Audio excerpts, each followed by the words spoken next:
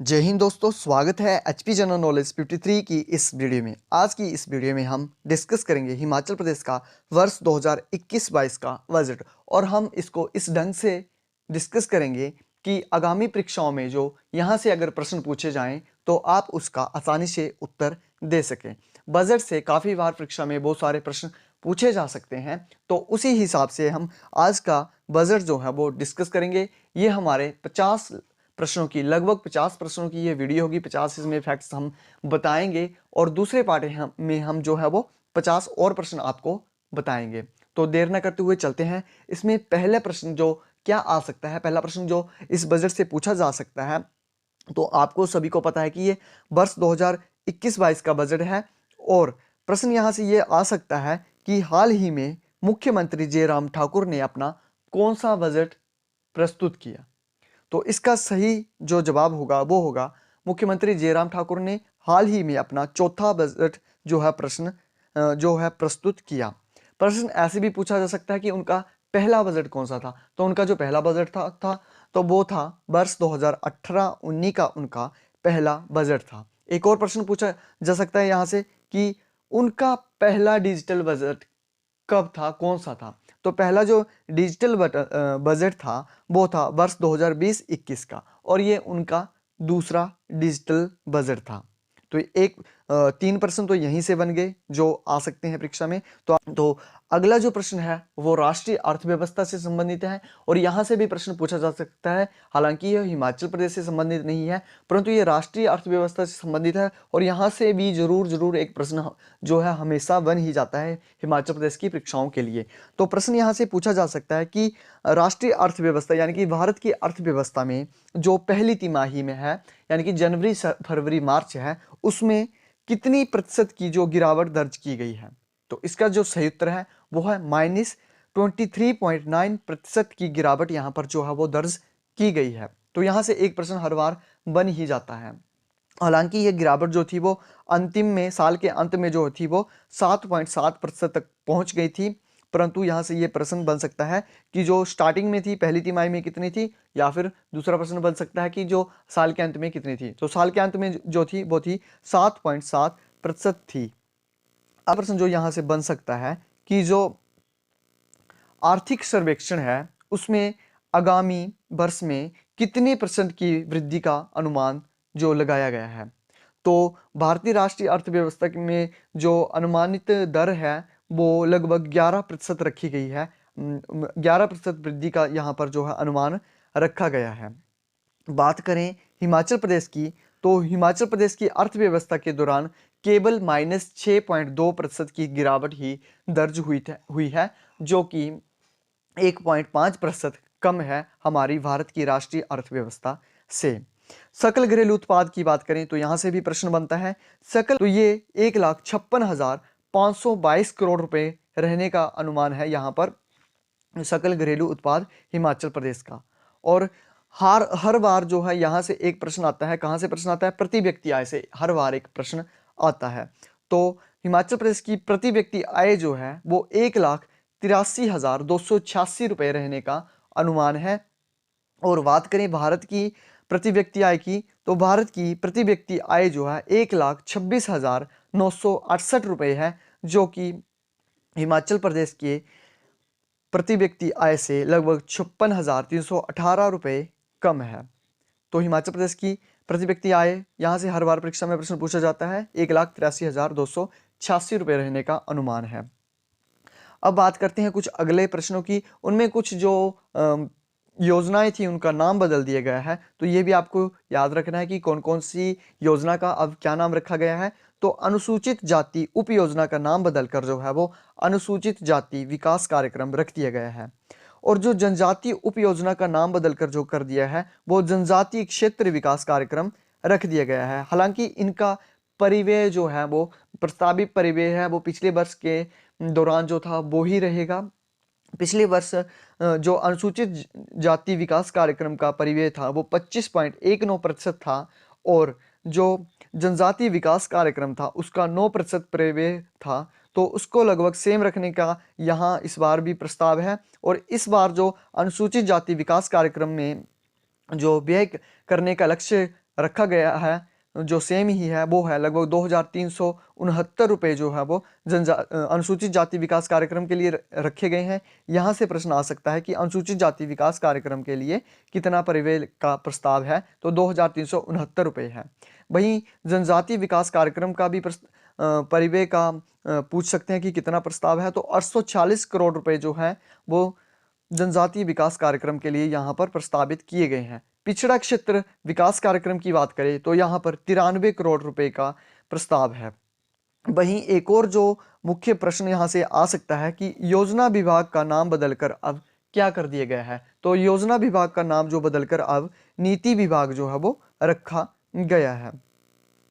बात करें डिजिटलाइजेशन की, तो डिजिटलाइजेशन में जो शिमला स्थित हिमाचल प्रदेश सचिवालय है वहां पर integrated command and control centre की स्थापना की जाएगी वहां पर, और वहां से धर्मशाला और शिमला की जो शहरी व्यवस्थाओं को एकीकृत प्लेटफॉर्म के माध्यम से यहां से संचालित किया जाएगा।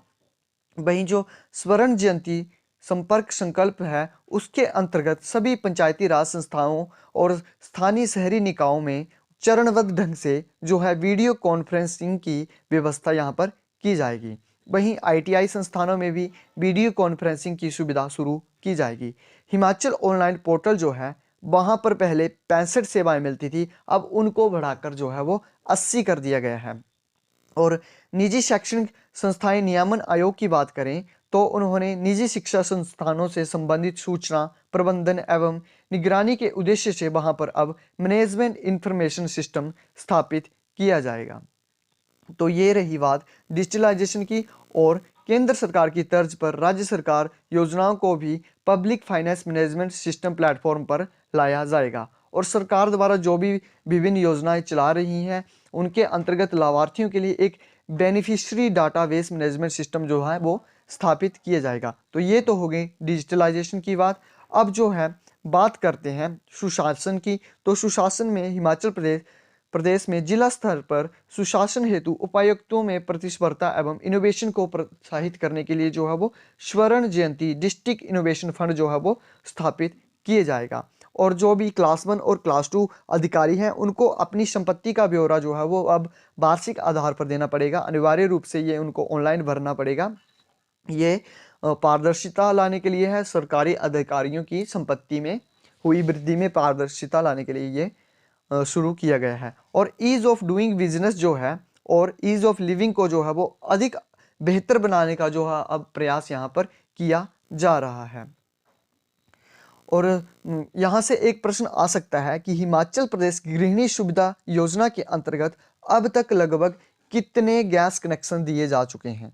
तो हिमाचल प्रदेश गृहिणी सुविधा योजना के अंतर्गत अब तक लगभग 2,92,000 गैस कनेक्शन जो है वो हिमाचल प्रदेश में वितरित किए गए हैं। और जो है इसी परियोजना में 2021-22 में 20 करोड़ रुपए और खर्च किए जाएंगे और लोगों को जो है वो इसमें गैस कनेक्शन जो है वो दिए जाएंगे। अब जो अगला प्रश्न है, एक प्रोजेक्ट चलाया जा रहा है जो कि जापान की सहायता से चलाया जा रहा है, उसका नाम है जीका। जीका जो है काफ़ी सफल रहा है हिमाचल प्रदेश में। तो पहले ये सिर्फ 2 राज्यों में 5 जिलों में चलाया जा रहा था, अब इसको सभी 12 जिलों में ये चलाया जाएगा। और इसका जो 1,55,000 करोड़ रुपए की यह परियोजना है और 2021-22 में इसको सभी जिलों में हिमाचल प्रदेश में इसको अब शुरू कर दिया जाएगा। और प्रदेश में प्राकृतिक खेती खुशहाल किसान योजना है, उसके अंतर्गत जो सुभाष पालेकर प्राकृतिक कृषि के जो सकारात्मक यहाँ पर परिणाम देखे गए हैं, तो उसके आधार पर अब इस पद्धति को जो है 1,05,218 किसानों ने अपनाया है। सुभाष पालेकर प्राकृतिक कृषि को जो है वो 1,05,218 किसानों ने अपनाया है। 2021-22 में परंपरागत बीजों के संरक्षण और संवर्धन हेतु एक नई स्वर्ण जयंती परंपरागत बीज संरक्षण एवं संवर्धन योजना जो है वो आरंभ की जा रही है, जिसको शॉर्ट में SJBSY भी कहा जाएगा।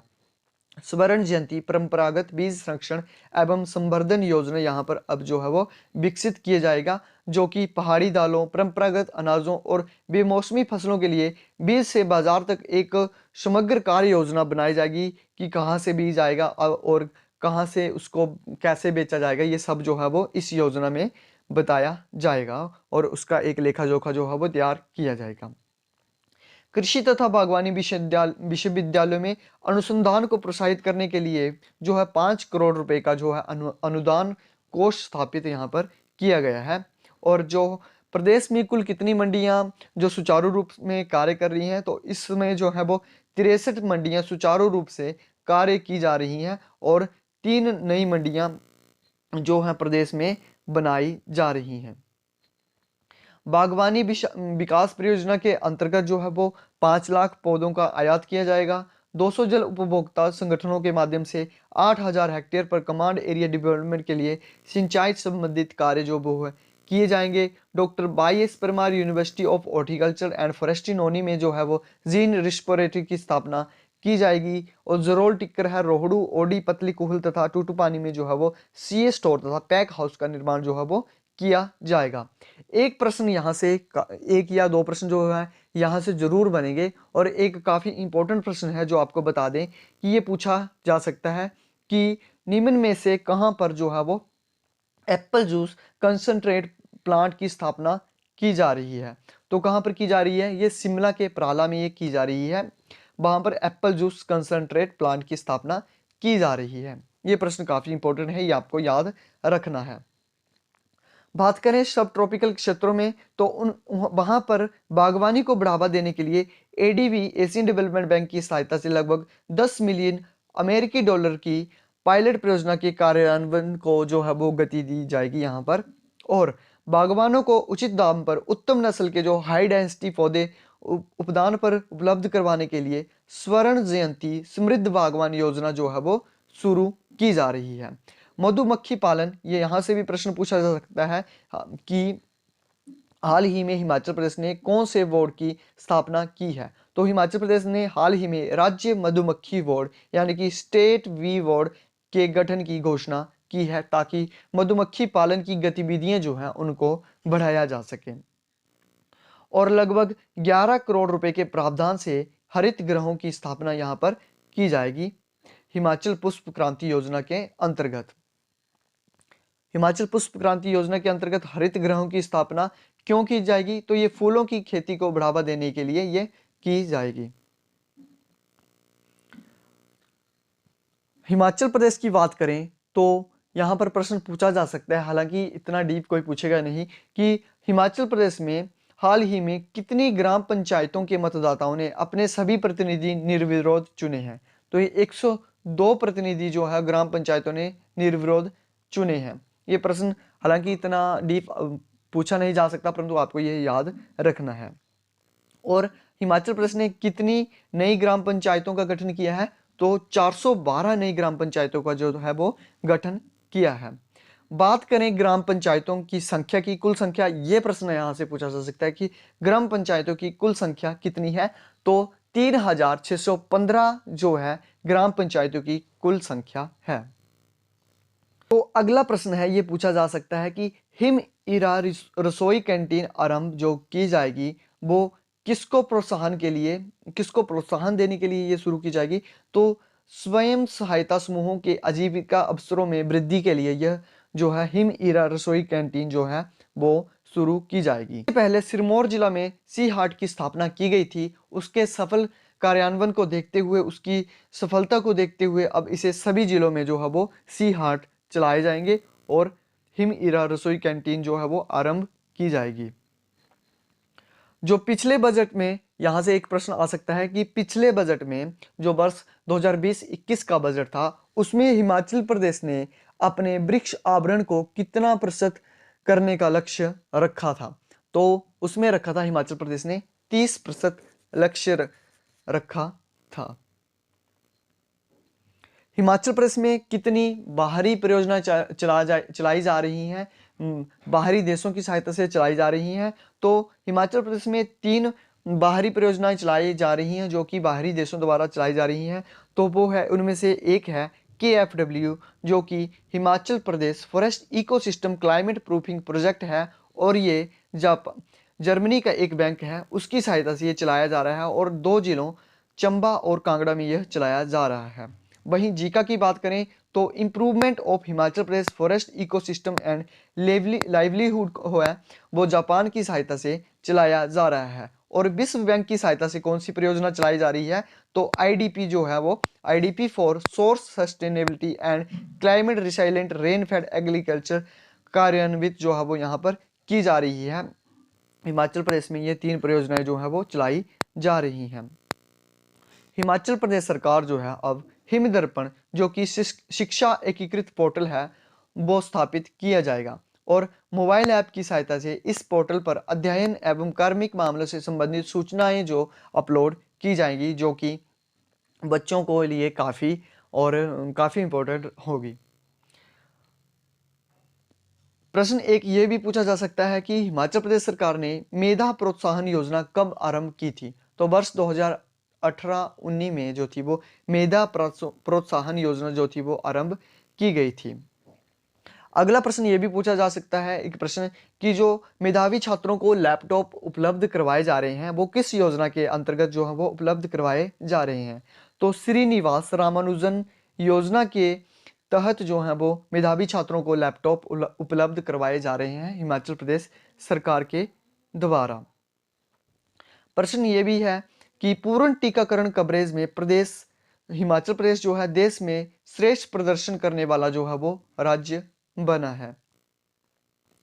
तो दोस्तों आज की वीडियो में सिर्फ इतना ही। आशा करते हैं कि आपको ये काफ़ी अच्छी लगी होगी। इसे अपने दोस्तों के साथ ज़रूर शेयर करें। मिलते हैं अगली वीडियो में, तब तक के लिए नमस्कार, जय हिंद, जय भारत।